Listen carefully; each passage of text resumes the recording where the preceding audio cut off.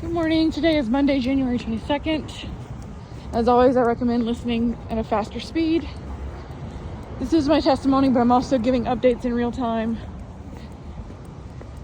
So, for example, last night, I was able to barricade the door because my mom went to sleep with her door closed.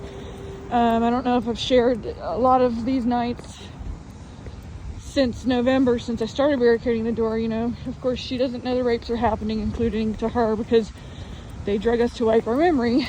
Well, so she's not happy that I've been using, turning her couch upside down and using it to barricade the door to keep the attackers out. And ever since she decided that, she's been, insisting that she keep her door open while I try to sleep in the living room.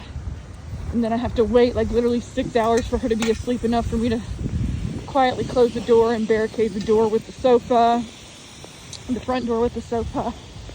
That's been a very stressful process. And,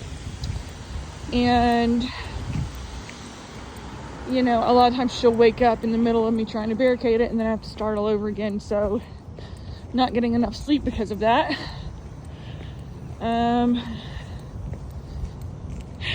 And nights that I do go to sleep without barricading it after being exhausted from this back and forth struggle, they're definitely breaking in, drugging, and raping me. The situation is very urgent. I knew that based on symptoms. So, for example, last night, I did manage to barricade the door because she shut her door when she went to bed. So I was able to go to sleep pretty peacefully, knowing the door was barricaded. Then I woke up at 2 a.m. to her screaming or yelling and, moving the couch back. So, I'm very grateful for people's engagement and, telling me what to do and everything to keep them out. That's not feasible right now, and I had to come here because of my attackers' actions against me. I had no other choice. So that's just an update of how urgent the situation is. Because my attackers are watching my phone, they know when the door has not been barricaded. These people are technologically savvy. I know to the average person it sounds quite out there, but it's not. These people are willing to do things like that to control their victims. So even though it seems like a lot to hack into someone's phone, to them it's not, because to them, they're looking to enslave people for the rest of their lives. So even though it might be a lot up front to hack into someone's phone and be watching it, to them it's worth it. That's another inference I've made. So for example, when my mom's moving the couch, and I've already confirmed that they're definitely watching my phone, I'm not just talking out of the side of my cheek. When my mom moves the couch back and the door's no longer barricaded, they know that because they're listening to the microphone on my phone, for sure. And most likely other means of surveillance inside my apartment, unconfirmed. But the phone watching is definitely confirmed.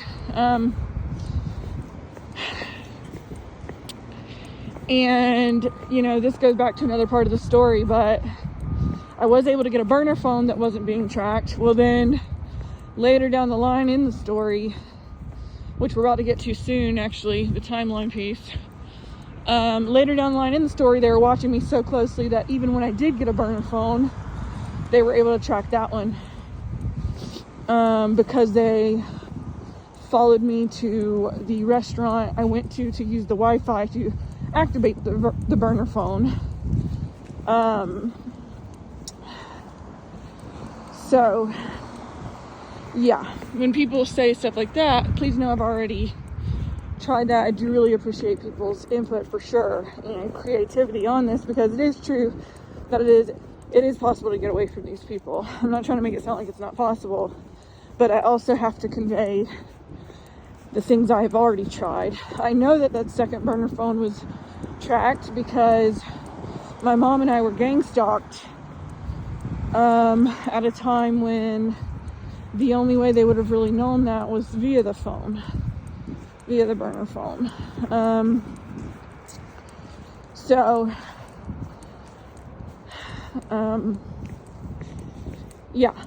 So, all right, we're still at Tuesday, August 29th, 2023, Charlotte FBI field office, and this Italian Paragon employee, now he starts asking me questions about what I've been victim to. He's like, just regular questions. He's like, oh, how did it start? Like, he has absolutely no authority to be doing this, to be asking questions. He's not an FBI agent. He's not the person I'm giving my statement to. And there's no FBI agent down in the foyer right now. Again, we're in the foyer, Tuesday, August 29th.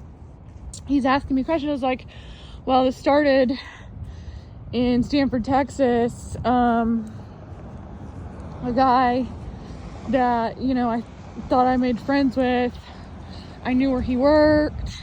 I felt safe around him. He didn't seem threatening. And I went to his house a couple times and took a shower and did my laundry and hung out with him. And he's like, first thing out of his mouth, he's like, oh, you shouldn't be taking a shower at people's house you don't know.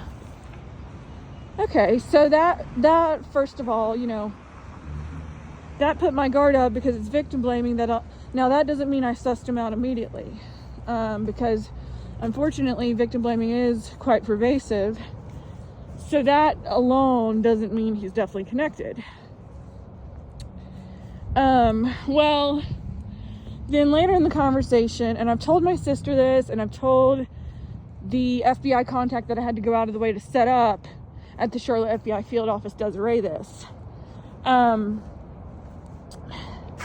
Later in that conversation, before the agent comes down, he says, do you have family in Charlotte? And I kind of tried to avoid his question. Like, I tried to give him a vague answer. And he's like, do you have family in Charlotte? And he, and then I guess I gave him a less vague answer. And then he's like, do you have any siblings in Charlotte? Because remember, at this point, they've definitely followed me to my grandparents' house. Remember, I stayed there in May of 2023, and I was definitely followed there. And then, as well as, I was followed to my grandparents' house, a few days after the first rape, because they already had a tracking device on my vehicle. So at this point, my grandparents' house has been followed to. At this point, my mom's house has been followed to when they had a tracking device on my vehicle in early April, unbeknownst to me. And then, combined with what I had said to D&D back in Stanford, as well as what the compromised, clearly implicated and guilty PI said to me about, oh, what about your mom? So, that's them saying, put this together later that night. Him saying, do you have any siblings? Is him saying, okay, well, since you're clearly still coming to the FBI, since you're clearly still trying to report this, we're going to threaten every member of your family we can get a hold of, that kind of thing. He's like, do you have any siblings? And again, I'm in an FBI office. This man has some kind of authority. He's making it seem like a normal conversation or whatever. And I'm like, oh, yeah, I do have a sibling. And then he's like, well, I'm glad you have family here. So again, I'm glad you have family here. This is how these organized criminals couch their comments, their threats, their, subtle threats. They make it seem like a normal conversation. So he also went out of his way to make sure that I stayed in the foyer of the Charlotte FBI field office and that I wasn't allowed into the building. That much was clear. They also couched that and said, oh, there's a meeting in the building.